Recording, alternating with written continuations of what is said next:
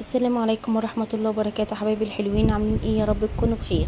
النهاردة هنعمل مع بعض وصفات التوفير زي ما بيقولوا، وفي نفس الوقت صواني جميلة جدا تنفع نحطها في اي عزومة او في اي اكل.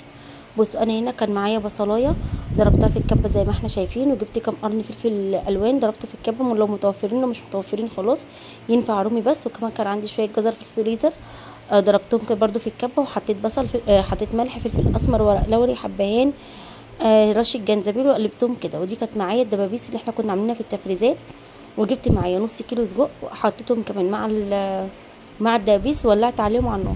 هنا جبت طماطم قشرتها كده زي ما احنا شايفين عشان كانت معايا في الفريزر، وضربتها في الكبه مع شويه بابريكا عشان الطماطم عندي كانت صفرة شويه، وحطيتهم كده وهولع عليهم على النار واسيبهم يستووا تماما. بعد ما يستووا او يبقوا 3/4 سوا، هجيب بطاطسيه كده اقطعها صوابع تخينه، وهحمرها نص تحميره، وهقلبها عليهم وادخلها الفرن.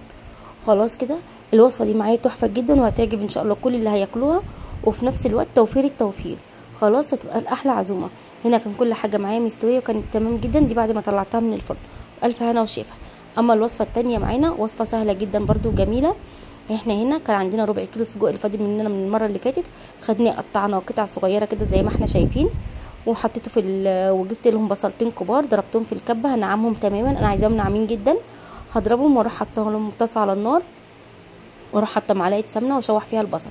هفضل اشوح في البصل بتاعي لغايه لما يدبل تماما، واحط معاه فص ثوم، وبعد كده احط السجق وافضل اشوحهم لغايه لما السجق يتشوح معايا كويس، تنزل كل نكهته.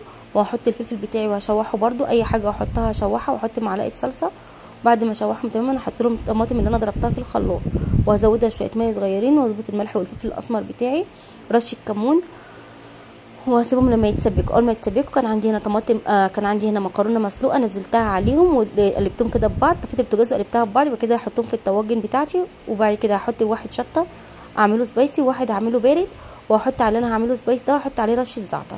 بقى عندي طاجنين بنكهتين مختلفين وحلو جدا، تعمليه جدا لعزومه الولاد لو كان عندك اولاد ايه وعازمين، وارش عليهم جبنه وادخلهم الفرن وبكده يتقدموا بألف هنا وشفا. هنا هنعمل بهارات بسيطه كده للفراخ، احنا عملناها مع بعض قبل كده.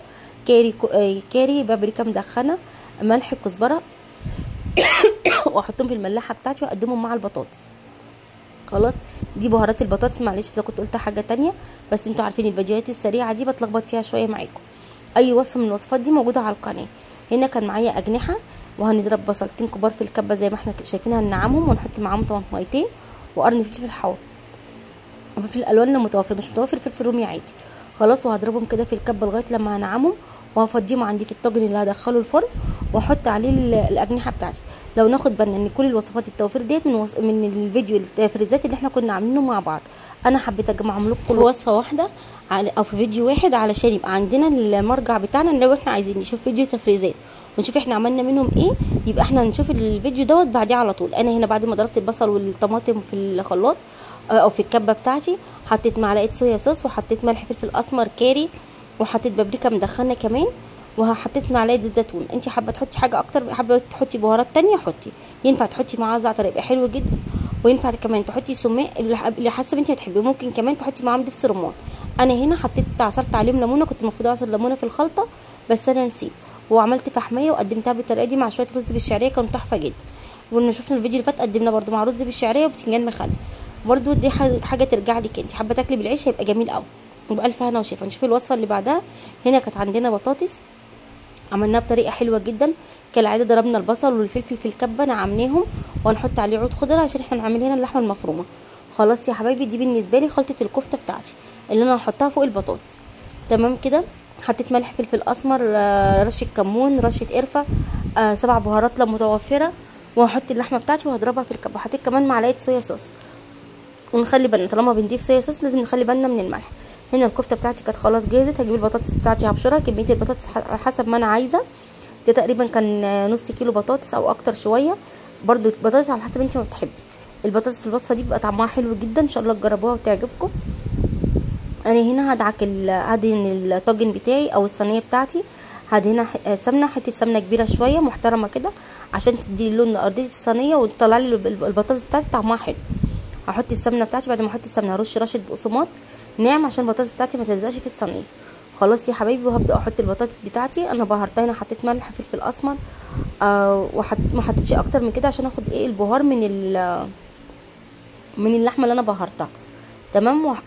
حطيتها كده، فردت البطاطس كده في الصينيه، وهفرد عليها اللحمه من فوق بطريقه سهله وجميله حلوه قوي. فردت اللحمه كده زي ما احنا شايفين، بطاطا اللحمه تبطيئه رقيقه كده بين ايديا، وحطيتهم فوق الصينيه. وهحط كمان عليهم رشه جبنه. رشه الجبنه دي اختياري، مش حابه تحطي جبنه ممكن تحطي معلقه صلصه بمعلقه زيت كده، وتديني بيها وش الصينيه وتدخليها الفرن برده.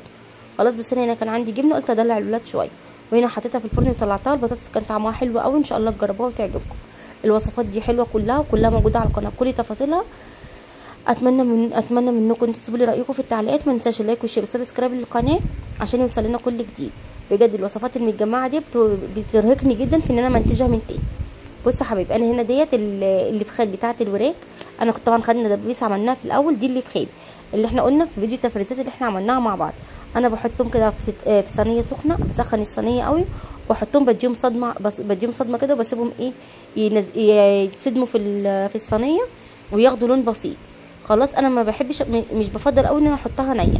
انت حابه تحطيها نيه ما بتعملش اي حاجه، ولا بتزفر ولا اي حاجه، بس انا بحب اديها تشويحه كده مع رشه فلفل اسمر، بحس ان انا مرتاحه اكتر. انا قطعت بطاطسيه زي ما احنا شايفين. المفروض نقطع بطاطس اكتر من كده، قصدي بصلايه، والمفروض نقطع بصل اكتر من كده، بس ما كانش عندي غير البصلايه دي.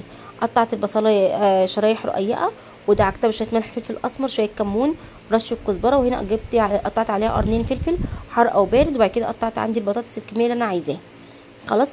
لو ناخد بالنا كمان ان احنا الفيديو بتاعنا النهارده معمول اكتر من وصفه بالبطاطس، يعني احنا ممكن نعمله مرجع، سواء لو احنا عايزين وصفات بطاطس هنلاقي، لو احنا عايزين وصفات للفراخ هنلاقي.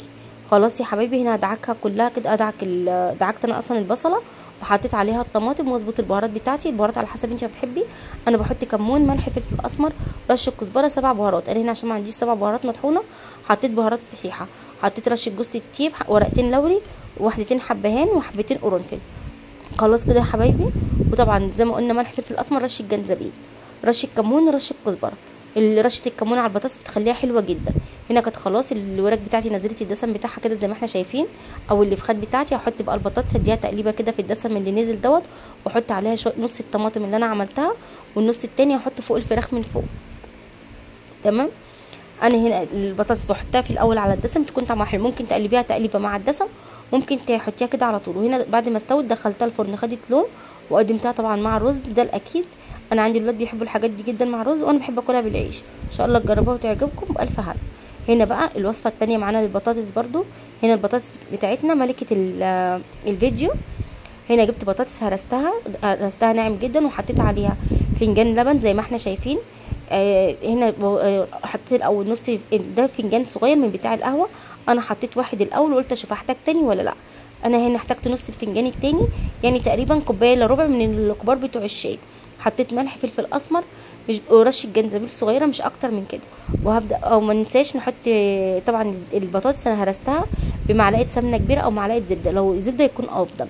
لو مش متوفر عندنا زبده عادي نحط سمنه، ونفردها في الصينيه كده زي ما احنا شايفين.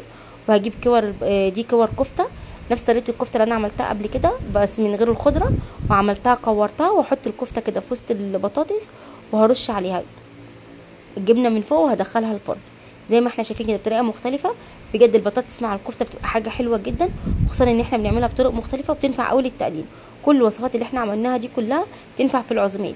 طبعا لو احنا مش حابين نعمل اجنحه في العزومات، يبقى احنا ان شاء الله نبدلها بدبابيس او بفراخ. وبكده دي وصفتنا الاخيره، وان شاء الله اشوفكم على خير. ما ننساش اللايك والشير والسبسكرايب للقناه عشان يوصل لنا كل جديد. والسلام عليكم ورحمه الله وبركاته.